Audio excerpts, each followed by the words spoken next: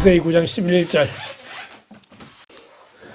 같이 읽습니다. 시작. 내가 너희와 언약을 세우리니 다시는 모든 생물을 홍수로 멸하지 아니할 것이라. 땅을 멸할 홍수가 다시 있지 아니하리라. 아멘. 네 번째 강의, 가인과 아벨 홍수.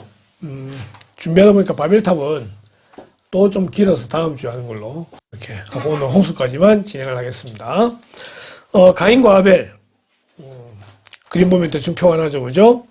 가인은 이 불이 막 꺼지고 있고, 그 다음에 아벨은 불이 하늘로 올라가고 있고, 이제 제사를 드리는 모습인데, 이 제사를 드리는 모습을 통해서 우리는 가인과 아벨을 보게 되고, 가인과 아벨을 통해서 어떻게 죄가 확장되어지는지, 그러니까 가인과 아벨, 아담과 하와가 죄를 지었는데, 그 죄가 어떻게 더 확장되어지는지를 보게 되는 것이 가인과 아벨입니다.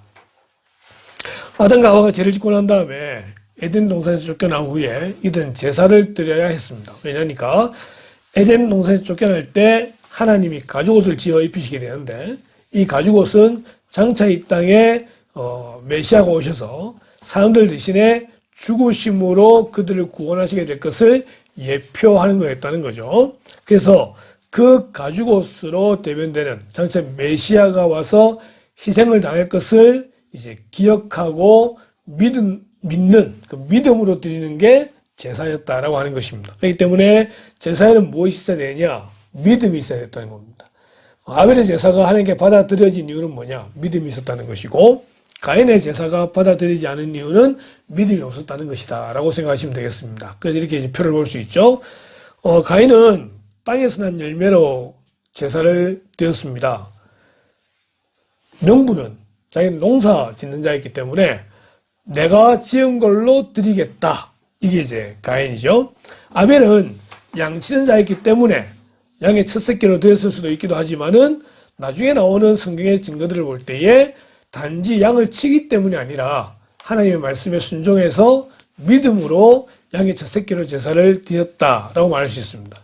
그래서 가인의 제사는 연락되지 않고 아벨의 제사는 연락되어졌다는 거죠. 이 둘의 차이는 바로 밑에 있습니다. 믿음이 있고 정성이 있느냐 없느냐, 믿음의 문제가 되는 것입니다.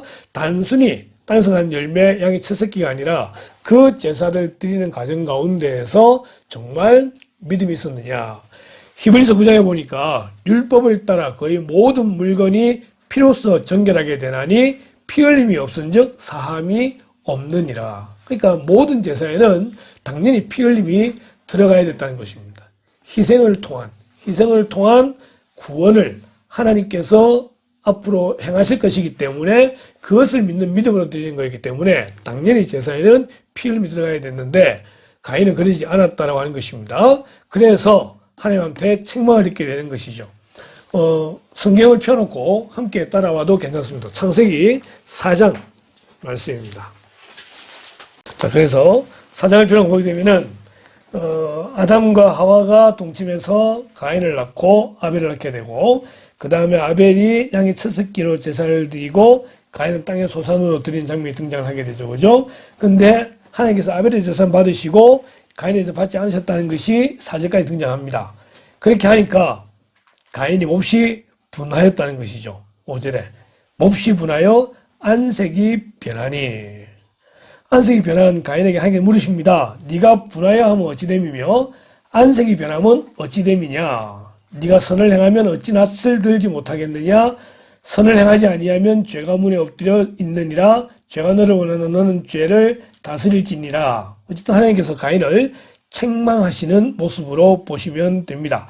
자, 그런데 착한 사람은 책망하게 되면은 자기의 잘못을 깨닫고 반성을 하는가 하면은, 악한 사람은 책망을 하게 되면 오히려 더 화를 내고 잘못된 방향으로 가는 것을 보게 됩니다.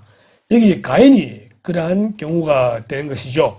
8절 보니까 가인이 그의 아우 아벨에게 말하고 그들이 들에 있을 때에 가인이 그의 아우 아벨을 쳐 죽이니라. 제사를 드릴 때에 하나님이 안 받으셨어요. 자기는 아벨보다 형이고 자기 딴에는 최선을 다해 드렸다고 할 수 있을지 모르겠지만 자기만의 방법이었었고, 하나님께서 원하시는 방법이 아니었었고, 근데 하나님께서 그 제사를 받지 않으니까 자기의 자존심이 무너지게 되는 것이죠. 하나님이 원하시는 대로 하지 않음으로 인해서 하나님께서 기뻐하지 않는데 자기는 자기 나름대로 잘했다라고 말하는, 이게 이제 교만이 되게 되는 것입니다. 자기를 부정당하게 되고, 이런 이제 모습들이 화를 내게 되는 것이고, 그 화가 다른 사람에게 공격을 하게 되는데, 그것이 바로 가인이 아벨을 쳐 죽이는 모습으로 나오게 되는 것입니다.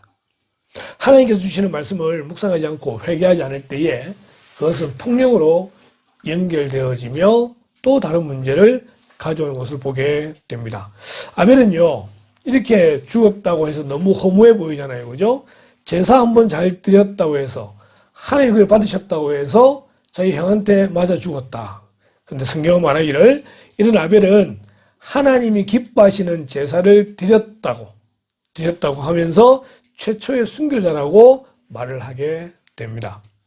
마태복음 23장 35절에서 예수님께서는 아벨을 의인이라고 하셨고, 아벨의 피를 의로운 피라고 말씀하시게 됩니다.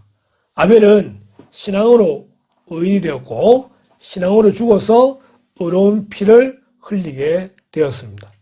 가인과 아벨의 모습 가운데서 기억할 것은 제사를 기억하고, 그리고 그 제사님이 어떤 제사를 받으시느냐, 그리고 가인이 악해져서 아벨을 죽였을 때에 그냥 아벨이 죽은 것으로 끝나는 것이 아니라 하나님께서는 아벨을 순교자로 기억하셨다는 것.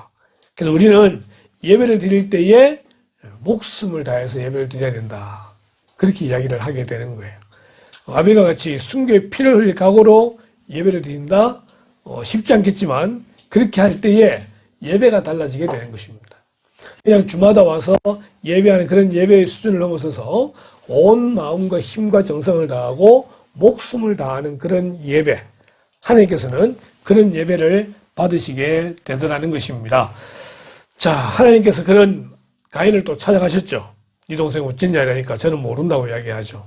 그러니까 이미 하나님은 다 알고 계시는 것을 보게 됩니다.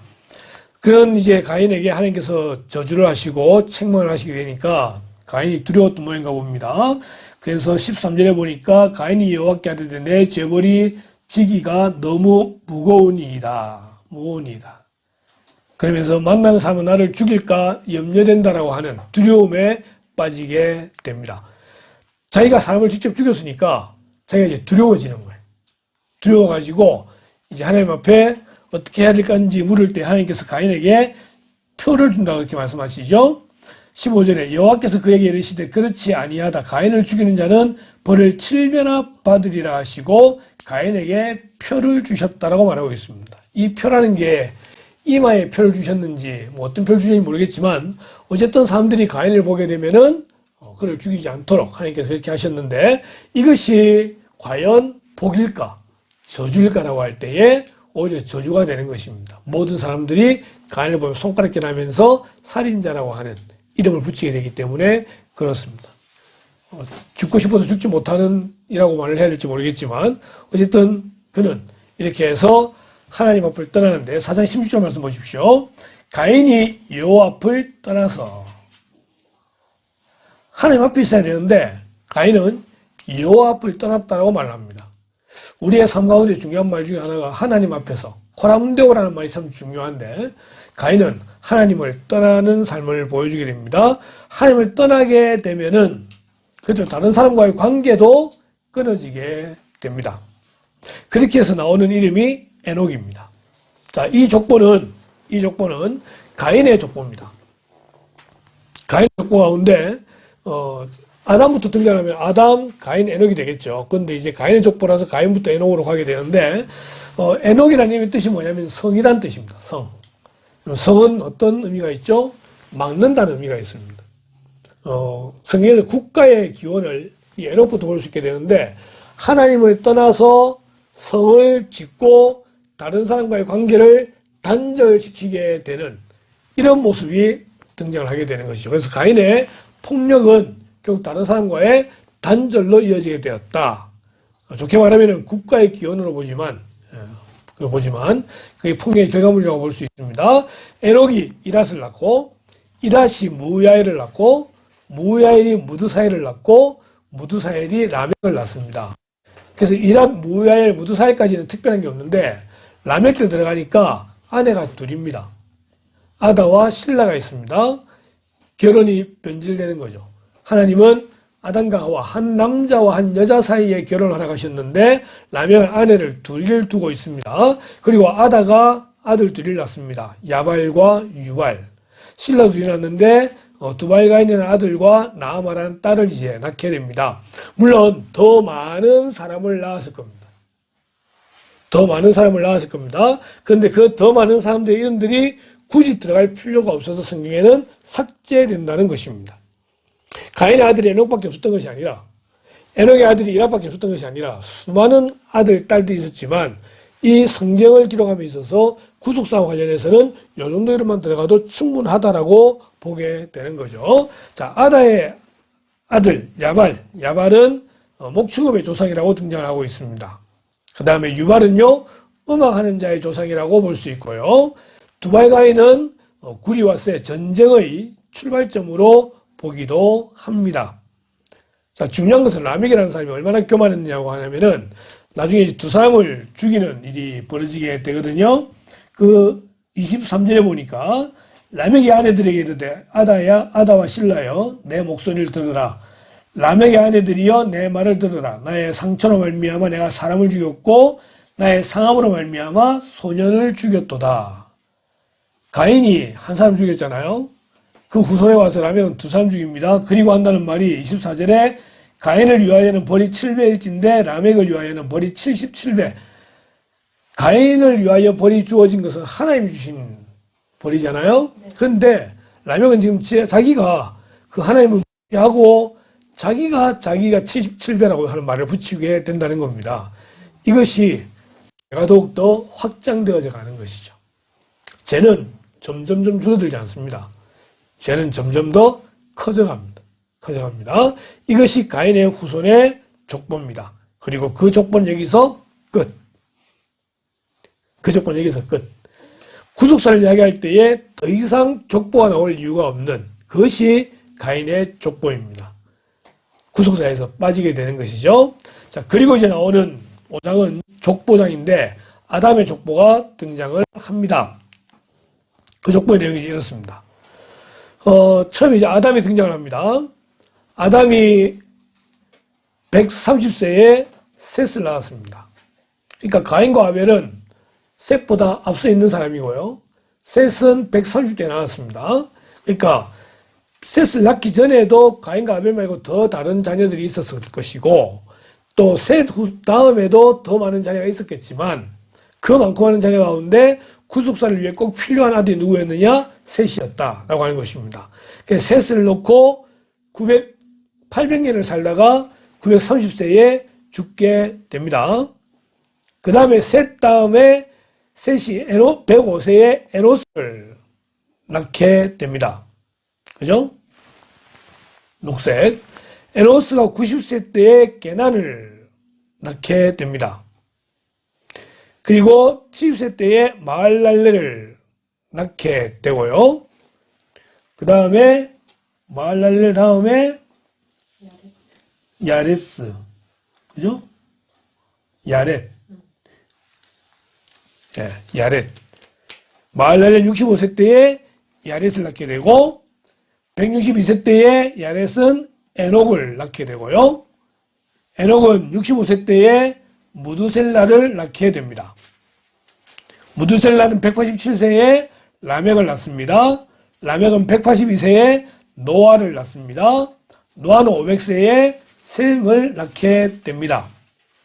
자, 이 그림을 보는 이유는 뭐냐면은 아담이 언제까지 살았냐는 것입니다. 자, 앞에 그림 보십시오. 맨 위에 보면 아담이 930세에 살았습니다. 그죠? 근데 930까지 쭉 내려오게 되면은 밑에 누구 때까지냐면은 라멕 때까지도 살아있어요. 그죠? 성경에 나오는 이 모든 사람들은 같은 동시대, 우리는 동시대 봤자, 길어봤자 100년이지만, 그죠? 그리고 세대를 30년을 본다면은 같이 시한 70년밖에 안 되지만 여기서 몇백 년을 살기 때문에 이런 식으로 해서 쭉 사람들이 언제 누구랑 같이 있었는지, 할아버지, 증조할아버지, 고조할아버지 쭉 올라가서 볼 수 있는 그런 이제 관계였다.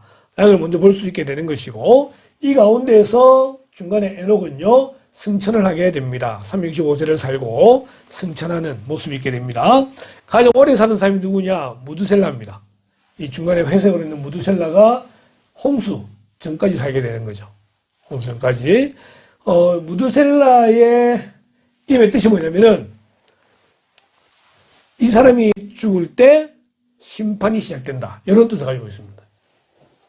그러니까 무드셀라 이름 자체가 심판을 의미하는데, 홍수 나기 전까지 3차례의 경고가 있습니다. 그 중에 첫 번째 경고. 무드셀라가 969세를 살았는데, 무드셀라라는 이름을 부르고 보는 사람들마다, 이제 곧 멸망이 있겠구나라는 것을 알아야 된다는 그런 뜻으로 무드셀라가 지어지게 되죠. 그리고 무드셀라 죽을 때가 바로 홍수 나는 때 무드셀라가 죽는 것을 보게 됩니다. 자, 이것이 노아의 이제 조상들, 아담부터 노아에까지의 조상들의 모습인데, 여기서 이제 생각할 것은, 그러면 아담이 930세를 살고, 대부분 평균적으로 900세를 살고, 무드셀라도 969세를 살았던 이유가 그럼 무엇일까? 지금은 100세 시대라고 해가지고 잘 살아봐야 100세인데, 그때는 어떻게 그러면은 900세 이상을 살았느냐? 라고 할 때에 우리는 바로 이 본문을 가지고 들어옵니다. 창세기 1장 7절에 하나님이 궁창을 만드사 궁창 아래의 물과 궁창 위의 물로 나뉘게 하시니 그대로 됩니다. 지구가 있습니다. 지구가 있고 저 끝에 이제 파란색이 있잖아요. 그죠? 파란색 저기가 이제 대기권 하늘입니다. 하늘. 그리고 그 하늘 밖에 파란색이 있잖아요. 자, 지구가 있으면은 지구 전체가 물로 감싸져 있습니다. 근데 이 지구를 감싸고 있는 물을 층을 2개로 나누는 거예요. 층을 2개 나누어 가지고 중간에 공기가 들어가는 거죠. 우주에는 공기가 없잖아요. 그죠? 요 사이에 딱 해가지고 외부로부터 공기가 들어오지도 못하고 나오지 못하도록 딱 막아놓으시는 거예요. 막아놓으시는 거예요. 그래서 땅의 물과 궁창 아래의 물과 궁창 위의 물로 나뉘게 하셨다는 겁니다. 그 궁창 위의 물이 하는 역할이 뭐냐면은 이겁니다. 우주로부터 들어오는 많은 감마선, X선, 자외선, 가시광선, 원적외선, 마이크로파 이런 것들이 있잖아요. 그죠? 우리 눈에 보이는 건 딱 하나밖에 안 보입니다. 가시광선. 이것 빼고 눈에 다 안 보이는데 이런 것들이 우리의 육체에 해롭냐 아니면은 도움이 되냐라고 할 때 해롭다는 것입니다. 이런 모두 우주에 들어오는 것들이. 자외선 안 된다 그러잖아요. 적외선 안 된다 그러잖아요. 안 되는 게 한두 개가 아니에요. 이런 것들이 다 들어오게 되면은 인간의 피부가 노화되어지고 결국은 수명이 단축되어지게 되는데 초기에는 이런 것들이 물층이 있어가지고 그 모든 것을 다 막아주기 때문에 사람이 살기에 가장 좋은 때였다라고 말하는 것입니다. 그러기에 수명이 무려 900세까지도 살 수가 있었다는 것입니다. 살 수 있었다는 것입니다. 자, 그런데 그럼 지금은 왜 이렇게 사람 사는 나이가 수명이 줄어드느냐 라고 할 때 노아의 홍수를 이야기할 수 있습니다. 홍수의 원인부터 보십시다.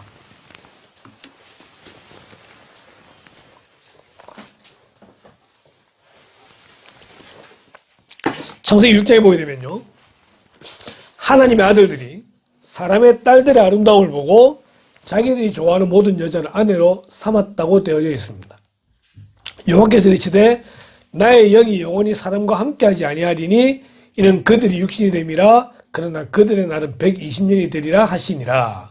자, 하나님의 아들들이 등장하고 사람의 딸들이 등장합니다. 하나님의 아들이 누구냐라고 할 때 예전에 어떤 사람들은 천사라고 이야기하기도 했습니다. 그러나 우린 천사가 아니라 앞에 봤던 두 종류의 사람이 있죠. 첫 번째 하나는 가인의 후손이 등장을 하고 또 하나는 아담과 셋의 후손이 등장하게 됩니다. 아담과 셋은 중간에 에녹도 있기도 하고 그 다음에 그 앞에 에노스도 하나님을 예배하는 자였었고 그 다음에 무드셀라 같은 경우 이름 자체가 하나님의 경고를 나타내는 거고 노아도 보면은 위로, 안위 이런 이름을 가지고 있거든요. 그러니까 이 셋을 통해서 내려오는 문화는요. 하나님을 예배하는 문화가 내려오는 거예요. 가인의 문화는 죽고 죽이는 그런 문화가 내려오잖아요. 이 중에서 이 셋의 문화를 가리켜서 하나님의 아들들이라고 이야기하고, 가인의 이 문화를 사람의 딸들의 문화라고 이야기하는 겁니다. 자, 믿음 생활 잘해오는데 사람들이 먹고 마시고 즐기는 게 부러울까요? 안 부러울까요? 때로는 그게 부러워 보였던가 봅니다. 하나님의 딱 생각하면서 계속 예배 드리고 하지 마라 하는 것 못하고 하는 그런 답답함보다도 술 먹고 마시고 즐기는 자기들만의 기쁨을 위해 사는 모습들이 좋아 보였던 모양인가 봐요. 그래서 그들의 아름다움을 보고 순전히 그 즐거움만 보고 더 이상 하나님을 생각하지 아니하고, 그게 이전의 말씀입니다. 하나님의 아들들은 하나님 앞에 예배하는 문화인데 그 문화를 거부하고 사람의 딸들의 아름다움에 취해서 거기에 빠져갔을 때에 하나님이 하시는 말씀이 나의 영이 영원히 사람과 함께하지 아니하겠다라고 말하고 있습니다. 더 이상 그들의 중심이 영적인 것이 아니라 이제는 육신적인 것에, 지난번에 예수님 시험 받으셨던 세 가지 시험, 육신의 정욕, 안목의 정욕, 이생의 자랑, 이런 거에 빠져가지고 있었다라고 이제 말하는 겁니다. 그래서 하나님은 그들의 날이 120년이 되리라. 이 120년을 두 가지로 풀이하는데, 하나는 이전까지는 900세 이상을 살았지만은 이제부터는 그 수를 120으로 낮추겠다 하는 뜻이 있고, 또 하나는 지금부터 120년 후에 내가 그들을 모조리 멸망시킬 것이다 라고 하는 의미가 있다는 것입니다. 실상 이 다음에 나오는 노아가 배를 만들게 되는데, 우리 몇 년 동안 배를 만드냐면은 120년 동안 배를 만들게 됩니다. 이 메시지가 주어진 이후부터 120년 후에 배가 완성되는 홍수가 있기 때문에 이 120년 배 만드는 기간은 바로 두 번째 경고다라고 말하는 것이죠. 두 번째 경고다. 자, 홍수의 원인은 뭐냐? 하나님의 아들들이 사람의 딸들의 아름다움을 보고 완전히 세상적으로 갔기 때문에 하나님이 그들을 경고하시고 이제 홍수를 내리겠다고 하셨는데, 6장 5절에 보게 되면은 여호와께서 사람의 죄악이 세상에 가득함과 그의 마음으로 생각하는 모든 계획이 항상 악할 뿐임을 보시고 땅 위에 사람 지으셨음을 한탄하사 마음에 근심하시고 이르시되 내가 창조한 사람을 내가 지면에서 쓸어버리되 사람으로부터 가축과 기는 것과 공중의 새까지 그리하리니 이는 내가 그것들을 지었음을 한탄함이니라. 하나님의 아들들이 삶의 딸의 아름다움을 보고 거기에 빠져서 결혼하고 그렇게 살아가더니만은 이제는 모든 생각 자체가 악하더라는 겁니다. 사람의 죄악이 세상에 가득하고 마음으로 생각하는 모든 계획이 악했기 때문에 하나님께서는 그들을 모조리 다 쓸어버리시기로. 근데 그들이 누구예요? 하나님이 지으신 사람이에요. 근데 그 사람들을 다 쓸어버리기로 작정하시게 되는 겁니다. 사람이 얼마나 악할 수 있느냐? 우리 자신들을 보면은 알 수 있습니다. 우리는 예수 믿는 사람의 말을 하면서도 가끔씩 생각 속에 악한 생각을 할 때가 있습니다. 근데 예수 믿지 않는 사람이라고 한다면 더하죠. 모든 계획이 악하다라고 하는 것입니다. 악하다. 그래서 하나님은 모든 사람을 다 지상에서 쓸어버리시기로 결정하시게 되는데, 하나님이 후회하시는 분이시냐라고 할 때 그렇지 않습니다. 여기는 후회란 말 나오고 한탄하고 근심하시고 등장하지만은 이 내용은 사람들이 알아듣도록 하기 위해서 하나님을 인간화시켜서 말하는 거예요. 다시, 하나님은 신적 지혜와 계시에 있어서 완전하신 분이기 때문에 이미 사람들의 잘못을 알고 계시고 그들의 멸할 계획을 세우셨기 때문에 아담과 하와를 만드신 것에 대해서 사람을 만드신 것에 대해서 결코 후회하시는 분이 아니십니다. 그분은 후회하지 아니하시고 하나님의 일을 진행해 나가시는 거예요. 그런데 이 글을 받는 사람들은 하나님의 마음을 알아야 되니까 사람의 형태로 이 마음을 소개하시는 것이 근심하시고 한탄하시고 그렇게 설명하고 있다는 것입니다. 이것을 좀 어려운 말로 신인동형설이라고 이야기합니다. 내 팔이 너를 구원하겠다. 하나님은 팔 없는 분입니다. 영이기 때문에 팔이 안 보여요. 그런데 내 오른팔로 너를 구원하겠다고 한다면은 그만큼 강한 권능으로 그를 붙드신다는 말씀하시는 거기 때문에, 그러면서 하나님이 팔이 있다 이렇게 생각하면 곤란하다는 거예요. 하나님은 후회하시는 분도 아니시고 그렇게 표현을 하시는 것입니다.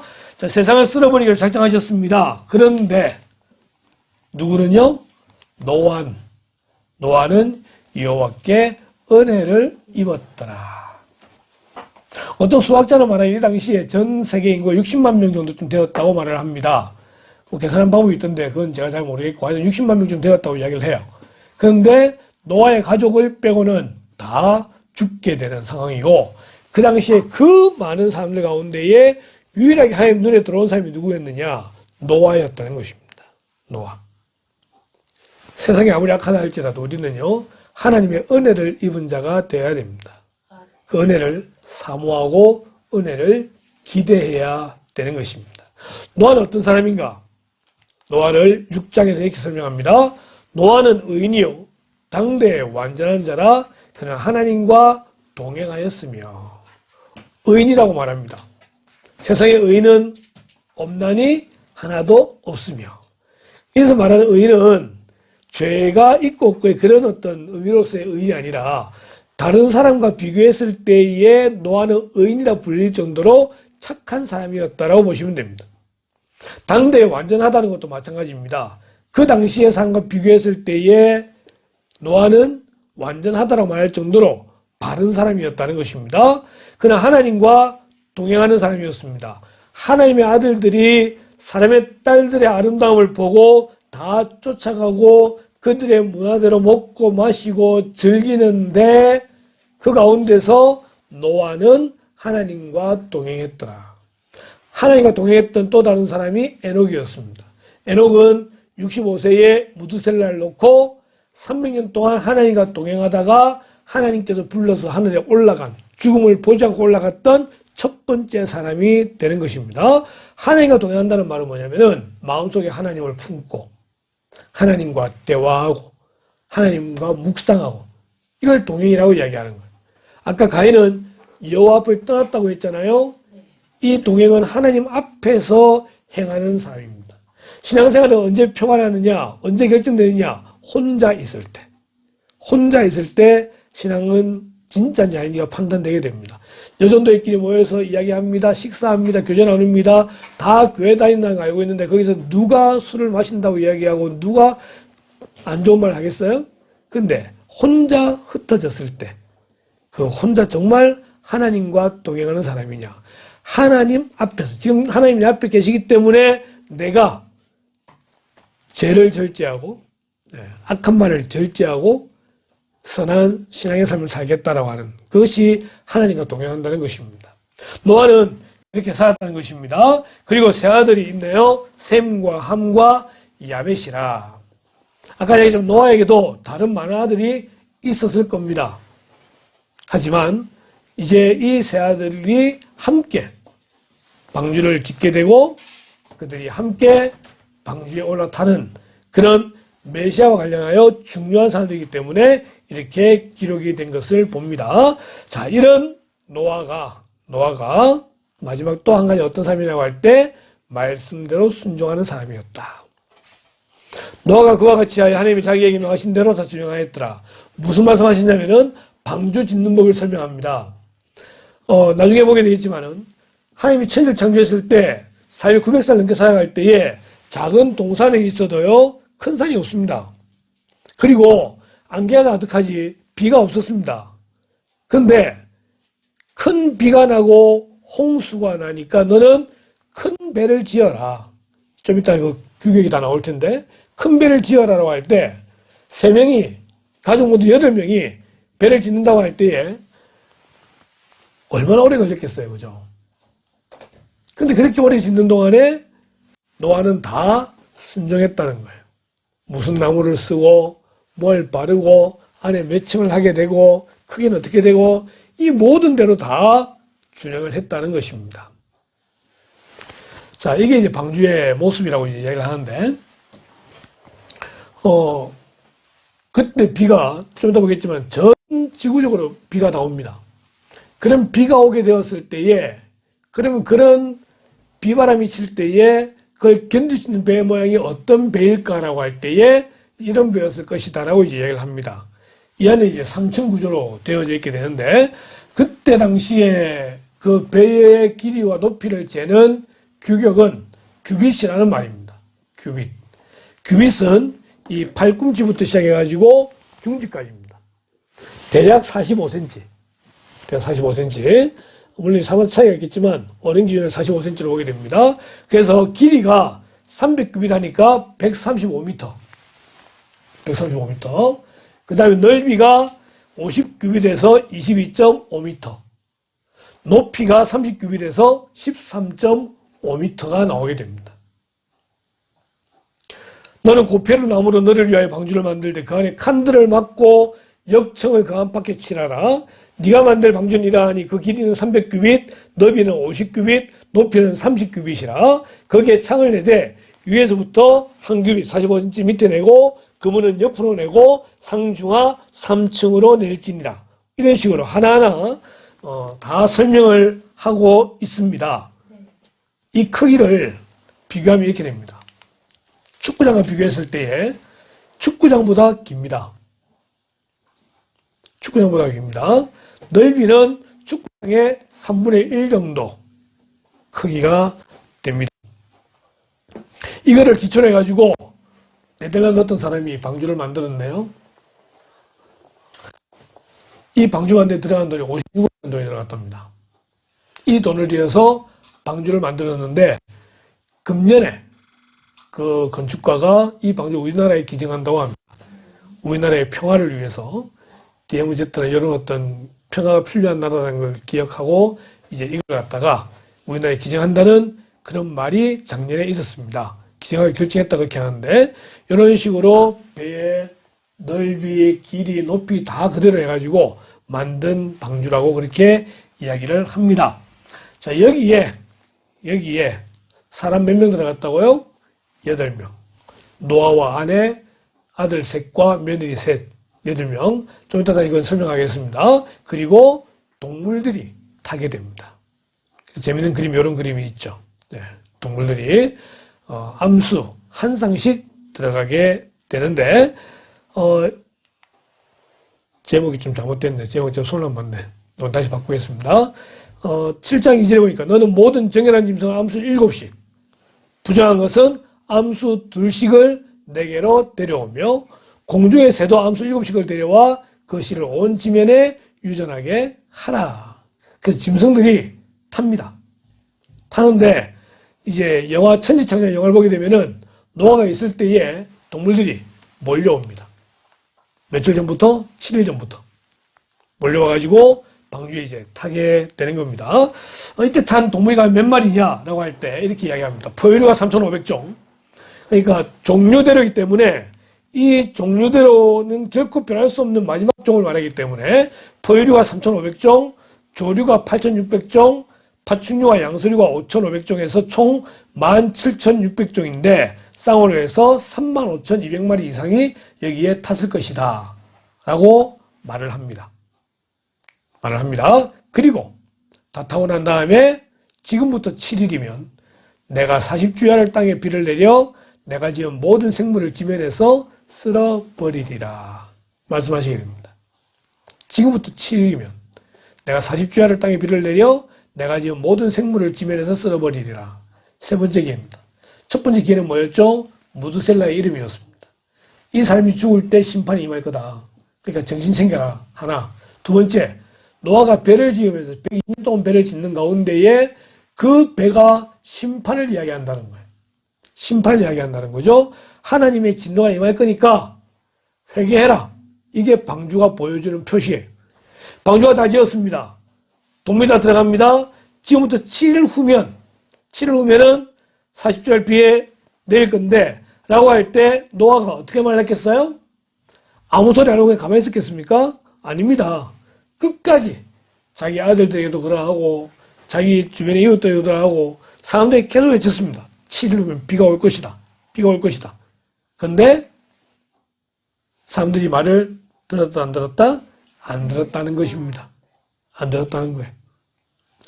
7일이 지나서 하나님이 그에게 명하신 대로 들어가며 여호와께서 그를 들여보내고 문을 닫으시니라. 방주의 문을 누가 닫았다고요? 하나님이 닫으셨어요. 여러분, 기회는 날마다 있는 게 아닙니다. 우리가 출애굽기 레위기 들어가면은 성막을 배우게 됩니다. 성막을 보게 되면은 동쪽으로 그 성막의 문이 나 있어요. 이 성막의 문이 무려 10m가 넘습니다. 그러면은 그 10m 넘는 문에 아무나 들어갈 수 있죠. 근데 못 들어갈 때가 있어요. 언제요? 문이 닫힐 때. 성막은 은혜의 집입니다. 문이 열리는 동안에는 은혜의 집으로 들어갈 수 있어요. 근데 문이 닫히면은 들어가고 싶어도 들어갈 수가 없다는 거예요. 그래서 자빠져도 어디서 자빠져라? 방주 안에서 자빠져라. 자빠지더라도. 방주 안에 자빠지더라도 거기는 구원이 있어요. 근데 방주를 벗어나게 되면은 거기는 구원이 없어요. 서 있어도 죽는 거예요. 서 있어도. 마태복음 25장에 보니까 열처녀 비유가 등장합니다. 그들이 살아간 사이에 신랑이 오므로 준비했던 자들은 함께 혼인잔치에 들어가고 문은 닫힌지라. 문 닫힌지라. 언제인지 알 수 없지만 이 닫힘의 때가 분명히 온다는 겁니다. 그 닫히기 전에 우리는 은혜의 자리에 들어가야 되는 거예요. 물론 지금 은혜의 자리에 있는 거고 기회가 주어질 때 기회를 잡아야 합니다. 자, 그래프 하나 보십시다. 이제 7장에 등장하는 노아의 홍수와 관계된 일정입니다. 비가 오는 게 노아가 600세 되던 해입니다. 600세 되던 해. 600세 되던 해, 그날 11일 방주에 승선을 하고요. 일주일 지난 17일째에 비가 오기 시작합니다. 며칠 동안? 40일 동안. 40일 동안 비가 내리게 되는 거예요. 그러면은 3월 26일 날 비가 그치게 됩니다. 이 비가 그치고 난 다음에 땅에 비가 있었던 기간이 150일입니다. 그래서 계산하게 되면 7월 17일쯤 돼서 이제 방주가 아라랏산에 정박을 하게 됩니다. 일단 그래요. 그래요. 그 다음에 이제 10월 달에 되어서 지금 7장을 설명하고 있는 겁니다. 10월 달 되어서 10월 초하룻날 산들의 봉우리가 보이기 시작을 합니다. 그리고 601세 되던 1월 1일 날 물이 그치게 되고 2월 27일 날 방주에서 나오게 되는 거죠. 그래서 처음부터 마지막까지가 거의 1년간의 시간이 걸립니다. 1년간의 시간이 걸립니다. 이게 아라삿에 정박할 때까지가 홍수 전기, 그 다음에 정박하고 난 다음부터가 홍수 후기가 되는 겁니다. 여기 보니까 이제 봉우리가 보이고 할 때에, 물이 거치고 할 때에, 처음에 노아가 까마귀를 내어보내죠. 까마귀를 내어보내는데 까마귀가 안 돌아와요. 왜? 까마귀는 시체 부패된 걸 좋아하기 때문에 안 돌아오는 거예요. 그거 먹는다고. 그래서 두 번째 비둘기를 내보내죠. 처음 나간 비둘기가 그냥 돌아옵니다. 두 번째 또 비둘기를 내보냅니다.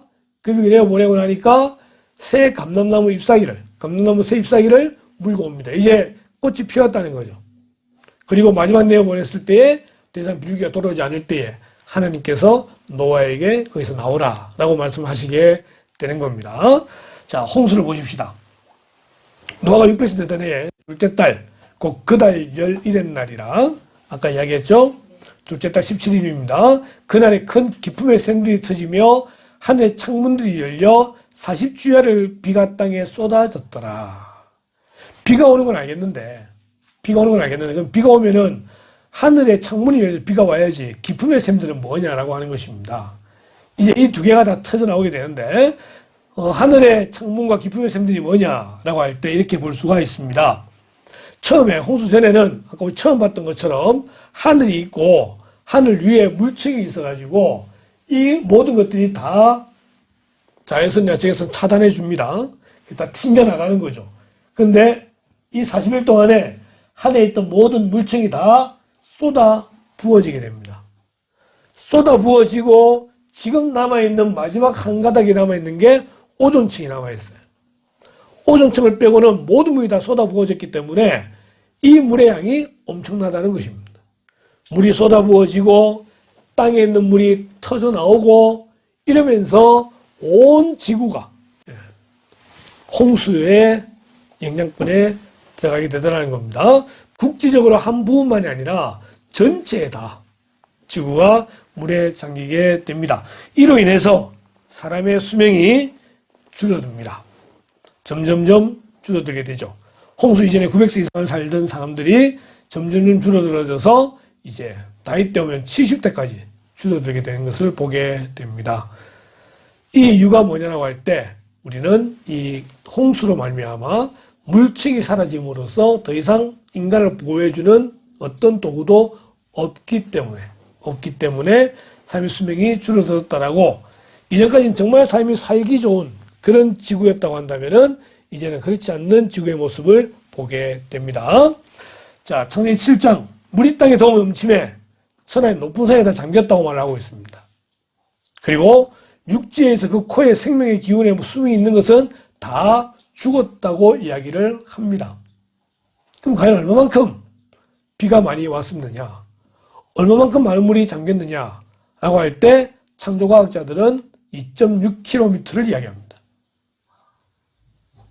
엄청난 물이 지구를 덮었다라고 말하는 것이죠. 자, 그런 가운데 누구만 구원받았다고요?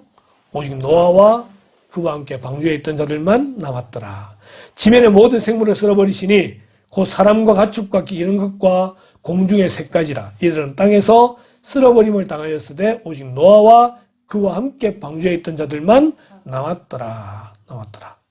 그래서 방주에 탄 사람 8명이라는 이유가 이 한문을 보면은 알 수가 있습니다. 배선자, 조선소라고 할 때 선자의 배선자인데, 배선자는 배주자와 8팔자와 입구자를 합친 것을 배선자라고 이야기합니다. 이 말이 무슨 말이죠? 배에 8명의 사람이 탔다는 것입니다. 그게 뭐죠? 방주입니다. 방주. 한문에 이름이 많아요. 재밌는 한문들이. 자, 중요한 이겁니다. 방주가 뭐냐? 방주는 그들이 노아 시대 때 노아의 가족들이 구원받은 장소입니다. 노아와 모든 짐승들, 동물들이 구원받은 장소가 방주이기 때문에 이 방주는 구원을 의미합니다. 구원을 의미하기 때문에 이 구원은 누구로 말미암느냐? 예수 그리스도로 말미암는다고 볼 수 있는 것입니다. 그래서 이 방주는 곧 그리스도를 이야기하고, 이 방주는 지금의 교회로 설명할 수가 있습니다. 칼빈은 말하기를 교회 밖에는 구원이 없다라고 말합니다. 물론 교회가 다 같은 교회냐라고 하면은 곤란해지겠죠. 그렇지 않은 교회도 있을 수 있습니다. 그러나 사도신경을 신앙으로 고백하는 교회는 기본적으로 다 같은 교회로 우리가 구원받는다라고 말을 할 수가 있는 것입니다. 교회 밖에는 결코 구원이 없습니다. 넘어져도 어디서 넘어져라? 방주 안에서 넘어져라. 자빠져도 교회 안에서 자빠져라. 그렇게 돼야 됩니다. 잠을 자도 방주 안에서. 그렇지. 이제 노아가 방주에서 나옵니다. 8장 20절에 노아가 여호와께 제단을 쌓고 모든 정결한 짐승과 모든 정결한 새 중에서 제물을 취하여 번제로 제단에 드렸더니, 노아가 가장 먼저 한 일이 뭐냐? 번제입니다. 살아남은 것에 대한 감사제가 될 수 있겠죠. 노아의 중심에 뭐가 있었느냐? 예배가 있었다는 것입니다. 노아는 예배하는 자였습니다. 우리도 어디를 가든지 어떤 일이 있든지 먼저 예배하는 성도가 되어야 합니다. 자, 이 노아와 하나님께서 이제 언약을 맺으시게 되는데, 그 중에 이제 하나가 이겁니다. 모든 생물을 다시는 멸하지 아니하리라. 다시는 멸하지 아니하리라. 자, 여호와께서 그 향기를 받으셨다고 되어 있잖아요. 제사에 하나님께서 받으시는 것은 연기입니다. 향기입니다. 짐승을 받는 게 아니라, 짐승은 그 제사를 드린 제사장이나 또는 화목제 같은 경우는 그 제사를 드린 사람과 같이 이제 나누어 먹는데, 하나님은 그 연기를 통한 향을 받으신다라고 말하는 겁니다. 아까 아벨과 가인의 제사 봤죠, 그죠? 아벨 제사는 연기가 밑에 꺼지지만 아벨 제사는 올라가잖아요. 하나님께서 그런 제사를 받으셨다는 것입니다. 받으셨다. 물론 당시에 그렇게 연기가 됐는지는 모르겠지만 이제 그렇게 표를 하게 되는 거죠. 자, 하나님께서 그 향기를 맡으시고 하나님 하시는 말씀이 내가 전에 행한 것 같이 모든 생물을 다시 멸하지 아니하리라. 멸하지 아니하리라. 9장 11절에도 보니까 다시는 모든 생물을 홍수로 멸하지 아니할 것이라. 아니할 것이라. 이것이 하나님이 사람과 또한 노아와 그의 후손과 세우는 언약의 증거라고 말씀하고 있습니다. 그러면서 뭘 세우죠? 무지개를 세웁니다. 아까 13절 내가 내 무지개를 구름 속에 두었나니 이것이 나와 세상 사이에 언약의 증거니라. 언약의 증거니라. 이게 무지개입니다. 무지개. 무지개는 우리 흔히 말하는 자연의 현상입니다. 비가 오고 난 다음에 뭐 어떻게 해가지고 어떻게 됐다. 이게 이제 과학자들의 뭐 설명이긴 하지만 그거는 과학적인 현상이고 우리가 볼 때 무지개는 뭐냐면은 다시는 물로 세상을 심판하지 않겠다라고 하는. 그러고 보면은요, 무지개는 언제 생깁니까? 꼭 비가 온 다음에 생깁니다. 하나님이 그 비로 세상을 심판하지 않겠다라는 것이죠. 물론 지금도 홍수가 있긴 해요. 그죠? 지금도 지진이 있긴 해요. 그러나 그것이 전 지구의 멸망을 말하는 것은 아니라는 것입니다. 노아 때는 전 지구에 물이 쏟아부어짐으로써 전 사람이 다 죽었고 노아의 가족만 살았지만 이제는 그런 식의 멸망은 없다라고 하는 언약을 하나님께 세우시게 됩니다. 그리고 두 번째로는 언약과 함께 복을 주시게 되는데 우리 아침에 말씀했던 것처럼 하나님이 노아와 그 아들들에게 복을 주시며 그들에게 이르시되 생육하고 번성하여 땅에 충만하라. 땅에 충만하라. 그 다음에 아담 때는 다스리라 그랬잖아요. 그죠? 근데 이제는 무서워합니다. 땅의 모든 짐승과 공중의 모든 새와 땅에 기는 모든 것과 바다의 모든 물고기가 너희를 두려워하며 너희를 무서워하리니 이것들은 너희의 손에 붙였음이니라. 그러면서 이것들을 이제 너희들이 먹을 수 있도록 하겠다라고 하는 약속을 이 9장에서 하게 되는 것이죠. 그전에는 이 먹는 대상이 아니었어요. 어쩌면 그들이 식물만 먹었는지도 모르겠죠. 그건 자세히 모르겠지만 어쨌든 노아 이후로 이 짐승들을 먹는 것이 허락이 되어졌는데 단 피채 먹지 말라고 피는 먹지 말라고 하나님께서 금령을 두시게 됩니다. 이래서 그래요. 짐승이 사람 몸을 피해요? 안 피해요? 거의 대부분 다 피해요. 금붕어가 피해요? 안 피해요? 피해요. 왜요? 노아 홍수 이후로는 그들이 사람을 두려워하게끔 되어져 있다는 것입니다. 왜냐하면 우리가 잡아먹을 것이기 때문에. 먹을 것이기 때문에. 자, 그리고 계절의 변화가 생깁니다. 봄, 여름, 가을, 겨울이 생깁니다.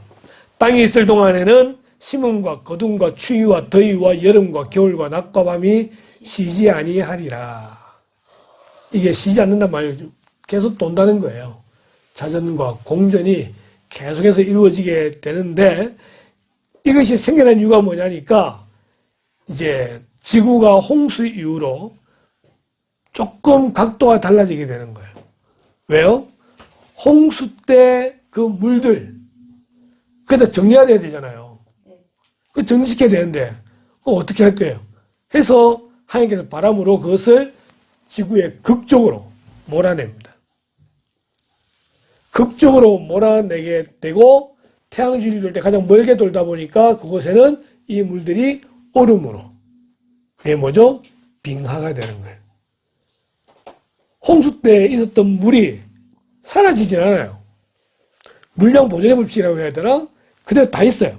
제가 이런 것 때문에 오늘 사실 강사를 한번 모시려고 했는데 그 교회 당회가 있다고 해가지고 오늘 못 온다고 해서 노아 홍수는 과학적 사실인가 뭐 이래가지고 쭉 이제 이야기를 다 할 수 있는 사람이 있는데 하여튼 그래가지고 모든 물을 극적으로 다 몰아내죠. 자, 보십시다. 네 가지 그림이 있는데 가장 첫 번째 그림이 홍수가 났을 때의 그림입니다. 홍수가 날 때 기쁨의 샘들이 터져 나오고 그 당시에는 별로 바다가 깊지 않아요. 깊지 않고 다 고만고만해요. 이것이 모이는 데가 바다고 육지고 좋은 언덕이 이런 차이였는데 이것이 노아 홍수 이후에 이렇게 깊어지게 되는 것입니다. 전체가 다 물에 잠기게 되는 거예요. 잠기게 된 하나님께서 이 물을 불어내셨다고 그랬잖아요. 불어내려고 그러면은 땅에 지층이 나뉘어야 돼요. 그래야 높은 건 나중에 떨어지게 되니까. 그래서 지층이 나뉘게 되면서 결국은 이런 모양의 극지방의 모습이 되기도 하고, 그 다음에 그런 가운데 이 지층이 떼지면서 높이 솟는 산이 나오고 깊이 있는 바다가 나오게 되는 거예요. 그래서 깊이 있는 바다 옆에는 주로 높은 산이 있습니다. 왜냐면 이 지층의 변화로 융기되어지고 하면서 이런 이제 변화들이 있으면서 많은 물들이 깊은 바다에 들어가게 되고 극적으로 몰아내가지고 빙하가 되어지고. 그래서 빙하가 녹으면 왜 지구가 물에 차느냐고 할 때 그 노아 홍수 때에 있었던 그 빙하가 물이 다 가서 빙하가 되었기 때문에 그 빙하를 있는 동안에는 지구는 안전하다는 거예요. 그래요. 빙하가 다 녹으면은 지구가 물에 차겠죠? 근데 빙하가 다 녹을까요? 안 녹을까요? 안 녹아요. 왜? 하나님 다시는 물로 세상을 심판하지 않겠다. 우리는 이 말씀을 믿는다는 거죠. 녹아서 일본이, 하와이가 물에 잠길 수는 있어요. 한두 개 나라는 그럴 수 있겠지만 전 지구적으로는 결코 그런 일이 생기지 않는다는 겁니다. 하나님은 물로 세상을 심판하지 않는다. 다시는. 말씀하셨기 때문에 그런 경우는 분명히 생기지 않는다. 우리는 이렇게 믿습니다. 그래서 다시 한번 봅시다. 땅이 있을 동안에는 심음과 거둠과 추위와 더위와 여름과 겨울과 낮과 밤이 쉬지 않는다라는 것과 하나님이 그 모든 바람을 다 불게 하셔서 그렇게 물이 줄어들었다라고 말하는 것입니다. 자, 이것이 북극과 남극의 사진입니다. 극지방에 빙하로 얼어져 있는 그 홍수 때의 물, 홍수 때의 물. 하나님이 절묘하신 거죠. 절묘하신 거죠. 자, 그러면은 이제 우리 어떻게 살 것인가? 어떻게 살 것인가? 첫 번째, 믿음의 소유자가 되어야 됩니다. 믿음으로 아벨은 가인보다 더 나은 제사를 하나님께 드림으로 의로운 자라 하시는 증거를 얻었으니 하나님이 그 예물에 대하여 증언하심이라. 그가 죽었으나 그 믿음으로써 지금도 말하느니라. 아벨이 믿음으로 제사를 드렸던 것처럼 우리도 믿음으로 예배를 드려야 되는 거예요. 아벨은 장차 오실 메시아를 믿는 믿음, 장차 오실 메시아를 믿는 믿음으로 구원을 받았다고 한다면 우리는 이 세상에 오신 예수님을 믿는 믿음으로 구원을 받은 자들이에요. 우리는 구원을 받았기 때문에 예배를 드리는 겁니다. 예배를, 구원을 받기 위해서 예배 드리는 거 아니에요. 구원은 예수 그리스도의 그 피로만 구원받는 것이기 때문에 예배가 우리를 구원해 주지 않아요. 예배는 구원을 받으려고 드리는 것이 아니라 구원받았기 때문에 예배를 드리는 거예요. 그리고 그 예배의 가장 중요한 요소는 뭐냐? 믿음이에요. 예수 믿는 믿음으로 예배를 드리는 겁니다. 노아도 마찬가지입니다. 믿음으로 노아는 아직 보이지 않는 일에 경고하심을 받아 경외함으로 방주를 준비하여 그 집을 구원하였으니 이로 말미암아 세상을 정죄하고 믿음을 따르는 의의 상속자가 되었느니라. 아무도 지금 하나님의 경고를 듣지 않고 있는, 그리고 홍수 일어난다? 그 말이 무슨 말인지도 모르는 그러한 때에 120년 앞에 들었던 말씀을 믿고 그는 방주를 짓기 시작했다는 거예요. 방주를 짓는 가운데에 자녀들이 태어납니다. 그 자녀들도 함께 방주를 짓습니다. 그 방주가 구원이라는 것을 믿음으로 노아는 알고 있었다는 거예요. 이 방주가 교회입니다. 그죠? 기억하시면 되겠습니다. 두 번째, 마지막 때가 있음을 기억해야 됩니다. 베드로서 2장 6절, 이로 말미암아 그때의 세상은 물이 넘침으로 멸망하였으되 이제 하늘과 땅은 그 동일한 말씀으로 불사르기 위하여 보호하신 바 되어 경건하지 아니한 사람들의 심판과 멸망의 날까지 보존하여 두신 것이니라. 이게 아주 무서운 말씀인데요. 마지막 때에는 불의 심판이 있을 것이라는 말로 설명할 수 있습니다. 동일한 말씀으로 불사르기 위하여 보호했다는 거예요. 마지막 때, 마지막 심판 때, 그때가 언제인지는 하나님밖에 모르지만 주님 재림하신 이 땅을 심판하시는 그때에 불의 심판이 임하게 될 것이라는 것입니다. 이 불의 심판이 이 땅에 예전에 말했던 불폭탄이 임하는지 아니면은 지옥의 불심판을 말하는지 우린 정확하게 알 수 없지만, 그러나 마지막 때의 모든 심판에 그 궁극적으로 불심판이 있다는 것을 말하고 있습니다. 이 심판의 모델이 뭡니까? 소돔과 고모라의 멸망입니다. 아브라함의 조카 롯이 소돔과 고모라에 가서 살 때에 두 천사가 예방하게 되죠. 그리고 그들을 데리고 나옵니다. 데리고 나올 때에 그 소돔과 고모라에 유황비가 내리게 됩니다. 그 매캐한 기름 유황비가 떨어질 때에 롯의 아내가 왜 뒤돌아봤는지는 정확히 모르지만 아마도 거기에 두고 온 그 모든 것들이 미래에 남아서인지 뒤돌아보다가 분명히 천사가 뒤돌아보지 말라고 했는데 뒤돌아보다가 소금 기둥으로 변하게 되는 것이죠. 지금도 그 롯의 아내가 추적된 그 자리는 전부 다 소금으로 되어 있어가지고 그 광야에 있는데 전부 다 소금 기둥이에요. 소금이에요. 네, 지금도 소금이에요. 그리고 저게 롯의 아내다라고 말하는데 정확하게 모르겠습니다. 옛날 우리나라도 보면 전세고에 나오는 뭐 그런 거 있잖아요. 그것처럼 웬 돌이 하나 서가지고 있는데 그 주변이 전부 다 소금이기 때문에 롯의 아내라고 말을 하기는 합니다. 중요한 것은 그 소돔과 고모라의 불의 심판이 이 마지막 때에 있게 될 심판과 다르지 않다.